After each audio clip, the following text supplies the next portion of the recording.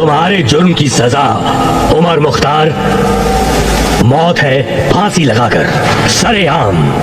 16 सितंबर 1931 सलूक का बदनामे ज़माना कैदी कैंप। इटली की फौज ने जुल्म की इंतहा करते हुए इस कैंप में कैद 20,000 से ज़ायद लीबियाई शहरियों, जिनमें औरतें, बच्चे और बूढ़े शामिल थे, को ज़बरदस्ती जमा किया ताकि वो अपने महबूब कायद को फांसी चढ़ते देखकर हिम्मत हार बैठें। जल्लाद ने जब उनके गले में फांसी का फंदा डाला तो उनके होंठ हिल रहे थे।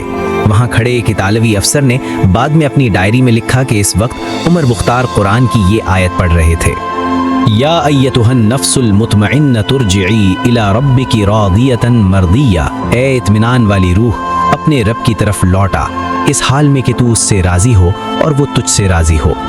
और फिर तख्ता खींच दिया गया।